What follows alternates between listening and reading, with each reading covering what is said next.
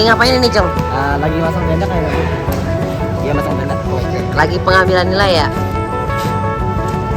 Ini anak-anak lagi pengambilan nilai ekstrakurikuler pramuka. Salah satu ketangkasan yang diujikan itu adalah mendirikan tenda.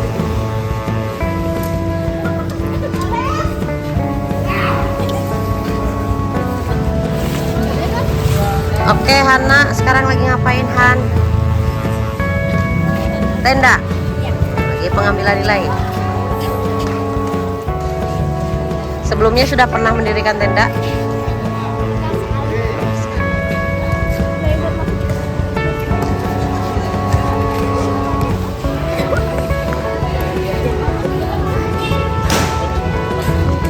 Lagi kegiatan apa, Pak? Lagi latihan untuk mendirikan tenda dum ya. Ini salah satu kecakapan yang harus dimiliki sama seorang penegak. Karena nanti kalau berkemah tidak mungkin dong pembinanya yang mendirikan tenda ya. Jadi mereka harus mampu mendirikan tenda sendiri. Sekarang sudah enak banyak tenda dum. Kalau dulu mungkin kita ya zamannya pramuka dulu masih menggunakan tenda segitiga. Tenda segitiga itu sebenarnya lebih luas ya, karena kalau camping itu bisa nyampe 8 sampai 10 orang mungkin muat. Hanya saja ribet. Ini lebih portable, lebih ringkas dan lebih enak. Lebih kekinian. Iya. Ya, pramuka juga harus mengikuti kekinian loh. Iya. Kalau ada yang lebih mudah, kenapa harus yang Oke.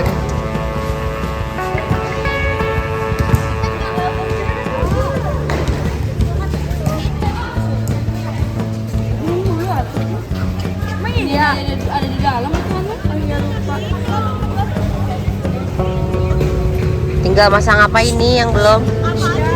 Itunya Topi tenda. Topi. Tenda juga punya topi. Iya benar.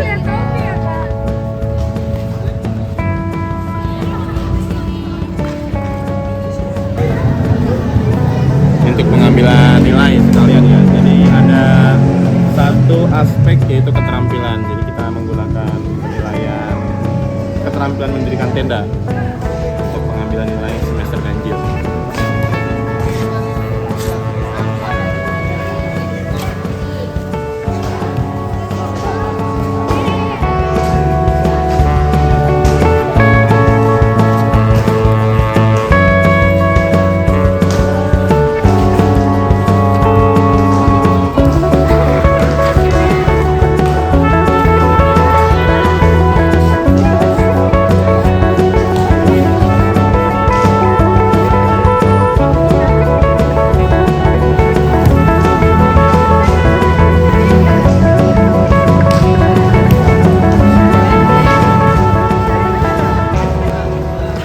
Sebelumnya yang jadi bahan penilaian untuk teknik pendirian tenda ini apa aja? Pertama, pramuka penegak harus tahu bagian-bagian dari tenda dum itu apa aja.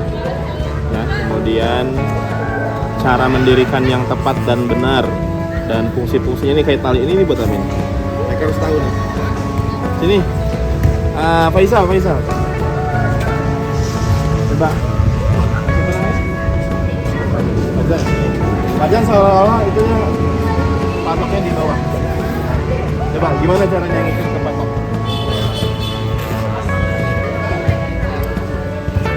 Gimana caranya?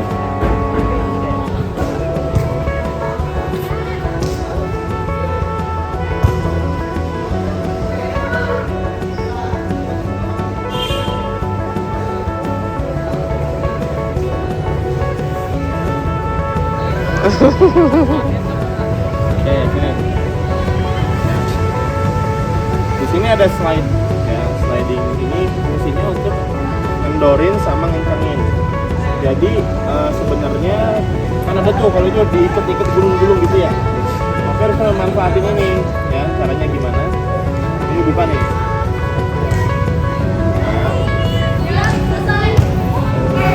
Terus sampai sampai sesuai dengan kebutuhan panjangnya berapa. Nah, misalkan segini, misalkan, jadi tinggal begini aja, nggak usah diikat-ikat lagi, dia udah kencang nih. Kalau mengendorin tinggal dikendorin ininya kan, kalau mau mengencangin tinggal ditarik lagi ke sana, gitu. Nah, jadi ini ada fungsinya, bukan cantelan doang, ya. Sip, sekarang silakan boleh dibongkar, lipat lagi. Selain mendirikan tenda, mereka juga harus bisa membongkarnya. Apalagi kalau habis kegiatan itu yang paling PR banget adalah merapikan tenda. Sampai serapi mungkin masuk ke tempatnya. Oke, selesai. Sekarang lagi dibongkar, yang ini selesai.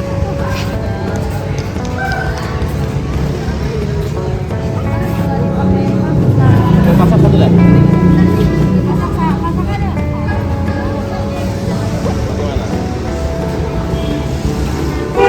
Bagaimana?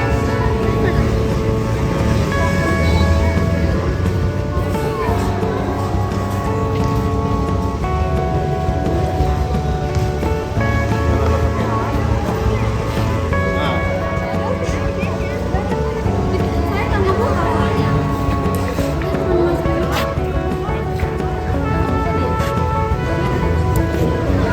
Di bawahnya, di bawah tendanya.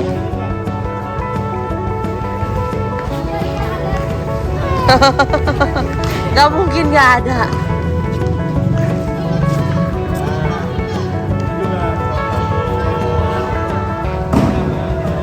habis mendirikan tenda, kantongnya, peralatannya itu jangan di sembarangan.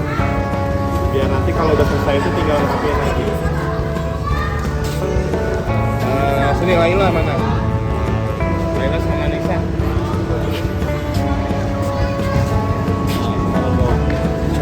Coba, gimana caranya ikat ini?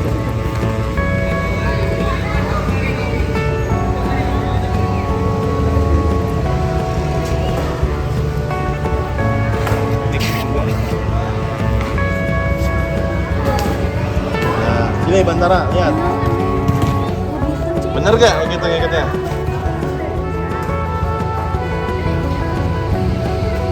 Bener gak?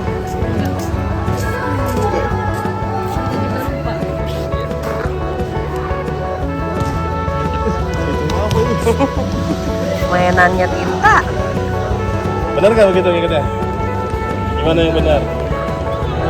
Lupa. Nah, ini kasih tahu. Ini ilmu nih. Terlihatnya sepele tapi ini penting. Nah, di sini ada alat nih. Ya. Ini ada fungsinya, bukan cuma cangkiran doang. Jadi ini ditarik.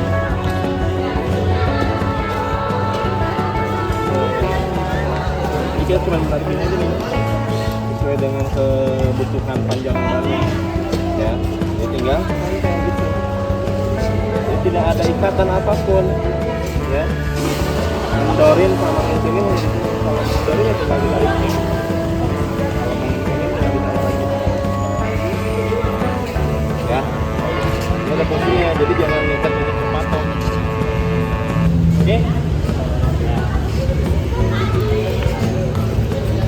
Ya, lipat. Nah, sini jangan lupa nih. Ini juga ada tali nih, ya. Nih. Kalau kita camping di misalkan lagi naik gunung, ini harus dipasang ya, agar tidak bawa terbang ketika angin kencang. Oke, silakan boleh dibongkar. Rapikan kembali.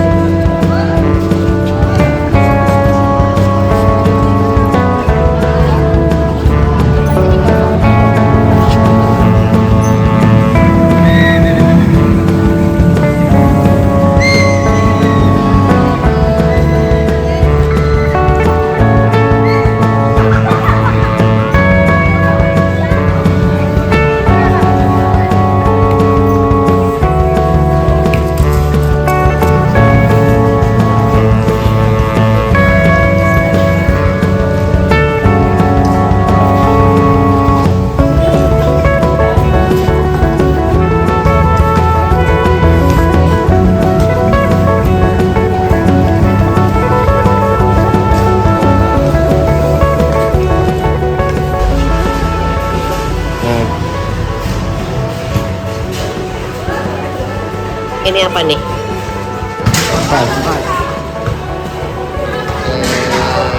Anak berarti diuji juga nih penggunaan kompas. Kompas untuk apa aja? Penunjuk arah. Menentukan arah. Biar tidak hilang arah. Perlu belajar juga ini saya. Soalnya nggak Familiar dengan kompas yang biasa digunakan. Ternyata model kompas beda-beda guys. Kompas bidik yang bulat doang. Iya yang dibuka gitu. Ternyata ini namanya kompas apa nih? Kompas ada pemaris, ada kacamata. Ya ini biasanya digunakan buat bikin peta perjalanan. Nah, ini biasa digunakan untuk peta perjalanan. Kalau yang menentukan arah biasanya yang biasa kebanyakan kita gunakan kompas. Ini bisa buat ngitung kemiringan juga. Jadi gini, ini menurut feeling saya ya. Nah, ini kan yang hitam ini kalau kita sudah tahu arah mana barat, mana timur, mana selatan, ya kan? Nah, tapi kalau kita belum tahu, kita ngeliatnya ke yang oranye dulu nih. Misalkan kita belum tahu mana barat nih ya.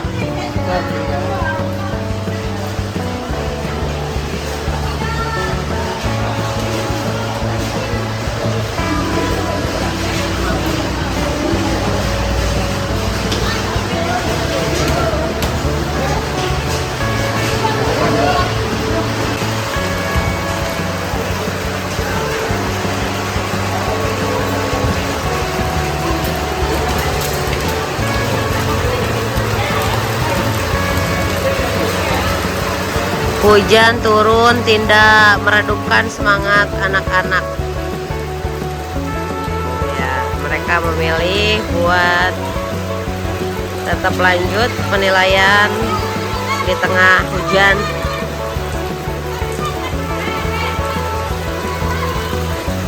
Karena memang bagi anak pramuka hujan itu makin nambah seru ya kalau berkegiatan.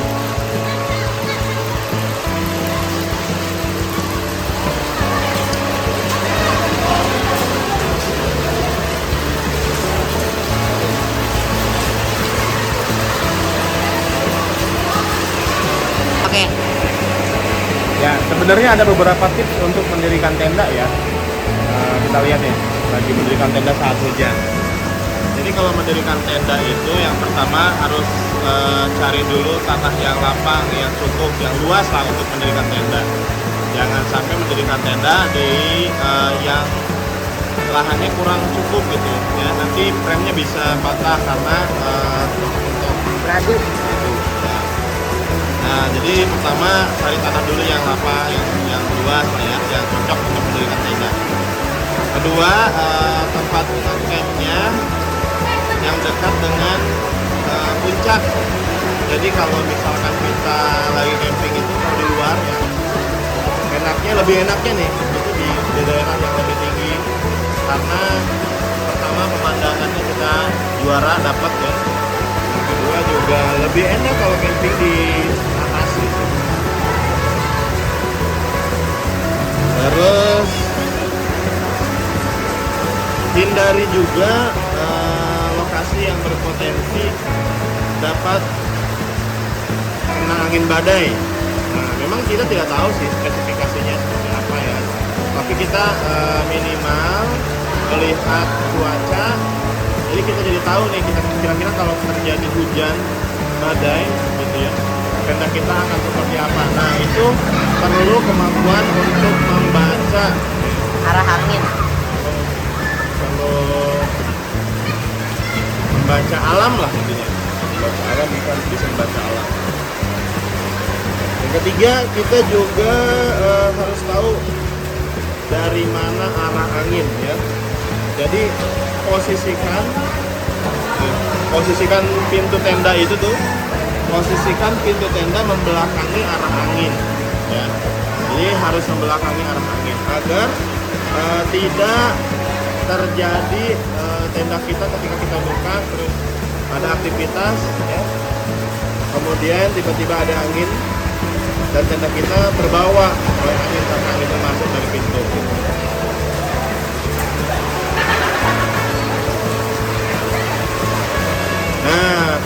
kalau misalkan kita camping di tempat yang berduri atau kerikil, lebih baik dibersihkan dulu ya. Minimal kita pakai alas, atau kalau bahasa orang camping itu pakai footprint ya.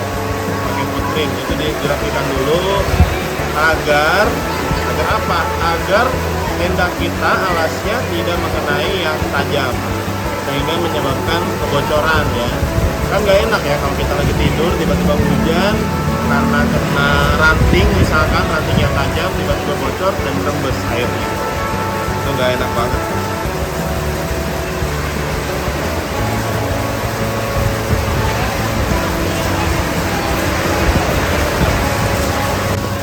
Ya, nah jadi emang namanya juga anak pramuka ya.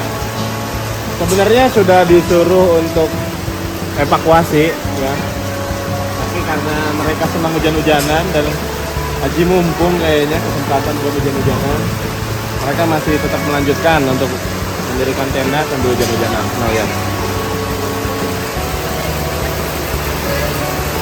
Anak-anak mah seneng, seru. Tuh, yang udah selesai aja tadi penilaiannya malah hujan-hujanan. Tar dulu, ini udah semua ya? Udah semua? Ada yang belum nggak? Biarkan aja hujan-hujanan tapi ya. Pertama, ternyata banyak yang masih belum terbiasa mendirikan tenda ya. Terutama yang calon pembalap ya, ini masih baru kenal tenda, baru tahu bagian-bagian tenda, jadi baru bisa. Nah, tapi tidak apa-apa, tidak ada insiden apa-apa kan? Apakah frame-nya ada yang patah? Ada playernya yang bolong? Ada yang pasaknya keluar tapi mau masukin lagi? Dimasukin dulu. Pasak masih dimasukin. Nah, pertama kesalahannya ya, bukan kesalahan tapi kekurangannya ya. Pertama, kalau buka tenda itu dihitung dulu pasaknya ada berapa ya, frame-nya dilihat ukurannya sama apa enggak, yang dua sama, yang satu pasang sendiri kan, kemudian frame-nya. Nah, antingnya, ingat antingnya harus dicek. Anting itu kan yang paling pojok-pojok itu yang buat nutupin ke frame ya, itu juga dilihat. Nah, itu harus dilakukan sebelum kita camping, karena kalau udah camping itu kita udah gak bisa apa-apa tuh. Ternyata yang kita bawa tendanya misalkan frame-nya patah ya, atau antingnya kurang satu, yang pojok sebelah kanan tidak ada misalkan, ribuan berarti itu ya. Kalau frame-nya patah atau pecah, otomatis tenda gak akan bisa berdiri kan. Kalau antingnya hilang satu misalkan, otomatis tidak akan berdiri. Terus pasak itu berharga. Pasak itu berharga. Normalnya ukuran kayak gini ada 17 pasak. Yang biasa dipakai 15, yang 2 itu cadangan. Ya normalnya. Tapi ada juga ada yang 21, 23, biasanya ganjil. Sesuai dengan ukuran tendanya masing-masing. Ya. Yang kedua, saya nggak tahu yang laki-laki itu banyaknya baru mengenal tenda dulu apa tidak ya, tapi cara mengerjakannya tadi lebih tepat dengan perempuan, mulai dari mendirikan sampai dengan membongkar tenda ya. Nah, tidak apa-apa, intinya sekarang tahu bagaimana cara mendirikan tenda ya. Nah, saya ngambil keterangannya dari itu informasinya. Selanjutnya tenda tadi bawa kita kering ya, sekarang basah nih, nggak ketawa tuh. PR ya, terserah diatur sama Dewan Ambalan, mau dikasih per kelompok, misalkan kelompok yang kelas 10 yang pada dekat misalkan ya, mau dibawa ke rumah aja kak, dijemput di rumah, nanti nanti gulung di rumah. Nah, gimana tekniknya kita nanti ya. Atau mau bareng-bareng di sini mau menjemur. Nanti hari Sabtu kita jemur ulang ya. Tidak masalah. Tapi saran saya kalau misalkan nih langsung dibawa sekarang di jembreng atau di apa namanya langsung ya biar turun. Khawatirnya kalau begini nah bau ya, nanti kalau kita mau mati bau. Yang kedua kainnya berjamur dan bakal cepat cepat robek. Kalau saran saya dibagi aja